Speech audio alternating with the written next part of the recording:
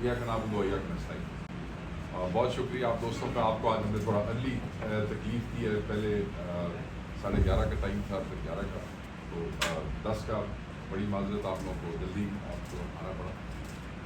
سب سے پہلے تو جیسے دوستوں نے کہا کہ میں آپ کو بتا دوں کہ آج آپ کو بھی بتا دوں، اسلام آباد میں موجود ہیں، اور میں کل ہی پہنچا ہوں۔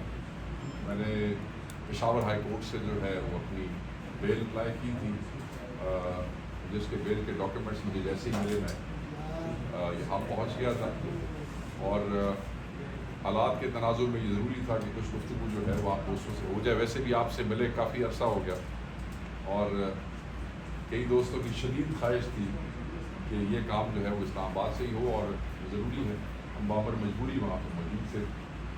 اللہ کیا وہ ضمانت جو ہے پشاور ہائی کورٹ نے دے دی، تو ان شاء اللہ تعالیٰ اب ایکٹیویٹیز اسی طریقے سے، جس طریقے سے ہم پہلے آپ لوگوں کے ساتھ جو ہے گفتگو کرتے رہے اس طرح جاری رہے۔ زیادہ وقت میں آپ کا نہیں لوں گا، کچھ چیزیں ہیں وہ ضروری ہے کہ حالات کے تناظر میں آپ سے کی جائیں۔ میں سب سے پہلے تو یہ بتانا چاہتا ہوں اس حکومت کے حوالے سے کہ وہ کہتے ہیں نا کہ $4 بلین کی ترسیلات کے حوالے سے ناچ کے ان کے گھنگرو ٹوٹ گئے۔ معیشت میں بہتری آ گئی ہے، اسٹیبلٹی آ گئی ہے، جو انہوں نے کھیل تماشا کیا، ادھر سے پریشر ہو رہا ہے، ادھر سے ٹویٹس آ رہے ہیں، یہاں سے جناب آرٹیکلز آ رہے ہیں، اور وہ ہم سب نے دیکھا۔ میں نے اسی لفظ استعمال کیا کہ ناچ کے گھنگرو توڑ دیے کہ $4 بلین تک ہماری تفصیلات پہنچ گئی ہیں۔ ہم پاکستانی ہیں، ہم یہی سننا چاہتے ہیں کہ پاکستان کی معیشت میں بہتری ہو، ہم یہی سننا چاہتے ہیں کہ پاکستان کی عوام کی جو حالت ہے اس میں کوئی بہتری آئے، مگر حالات یہ ہے کہ جب ان کے اشاریے آتے ہیں تو اشاریوں میں حالات یہ ایسے معلوم ہوتے ہیں کہ جیسے وہ آپ نے دیکھا نا کہ مودی کی جیسے پاکستان کے اگینسٹ ہوا نکل گئی ہے، اسی طریقے سے ان کی بھی ہوا نکل جاتی ہے جس وقت اشاریے آتے ہیں۔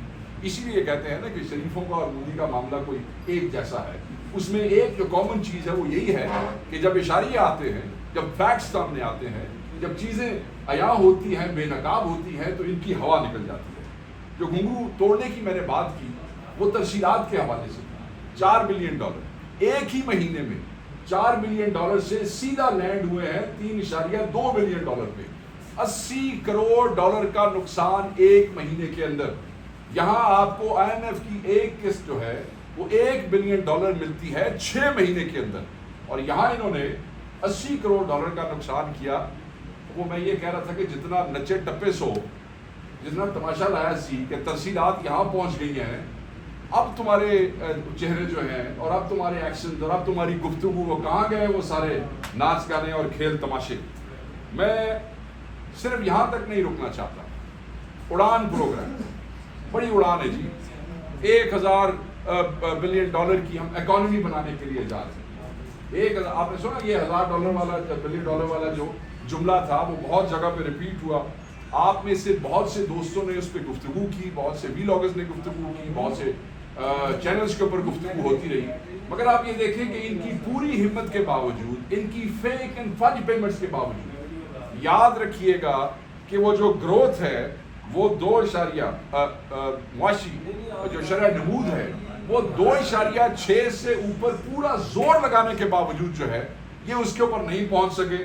اور پھر جو ہے اس کی جو پوری تفصیلات ہیں، مزمل بھائی آج ہمارے ساتھ موجود ہیں اور یہ پوری اکانومی کے حوالے سے بات کریں گے۔ اس کی جو تفصیلات ہیں کہ کیسے یہ پورے فیک اینڈ فنڈ، اس کے باوجود یہ صرف 2.6% کے اوپر یہ گروتھ دکھا سکے، تو یہ آپ کو تھوڑی دیر میں تفصیل سے بتائیں گے۔ دیکھیں 1947 سے لے کے 2025 تک 78 سال کی تاریخ میں 3 سال، جو پچھلے 3 سال مسلسل گزرے ہیں، اس میں پاکستان کی معاشی گروتھ آبادی کی گروتھ سے کم ہوئی ہے۔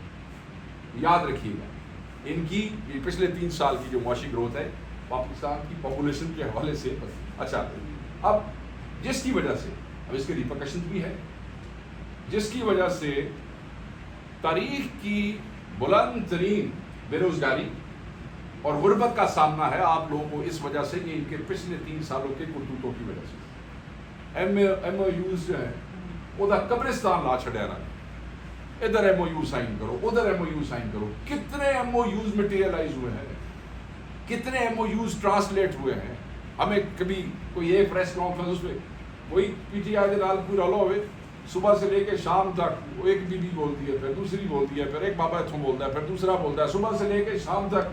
اور مجھے پتا ہے آپ تو دوست ہمارے چیزیں ہماری رپورٹ کرتے ہیں، مگر ان کی تو چلوائی جاتی ہیں چینلز کے اوپر. وہ جس بندے کو کوئی جاننا نہیں، ویکھنا نہیں چاہتا، سننا نہیں چاہتا، انہوں بھی اسی گھنٹہ لائیو دیکھ رہے ہیں. کیا مجبوری ہے آپ لوگوں کی، چینلز کی مجبوری ہے، وہ چلاتے ہیں. وہ کون لوگ ہیں جنہیں کوئی سننا نہیں چاہتا، جن کے پاس، جن کو دیکھ کے لوگ ٹی وی جو ہے سوئچ کرتے ہیں، مگر ان کو اچھا دھیلے کا، میں بار بار دھیلا میں اس لیے کہہ رہا ہوں کیونکہ پرائم منسٹر کو دھیلے کا لفظ استعمال کرنے کا بڑا شوق ہے. دھیلے کا کچھ نہیں جناب، میں یہاں کہوں گا دھیلے کا ڈالر ہی، کیونکہ یہ ڈالر والی سرمایہ کاری ہے. ہمیں تو یہ محسوس ہوتا ہے کہ دھیلے دے ڈالر کی تھوڑی سرمایہ کاری نہیں ہے. بتاؤ کیا کون سی بڑی سرمایہ کاری لے کے آئے.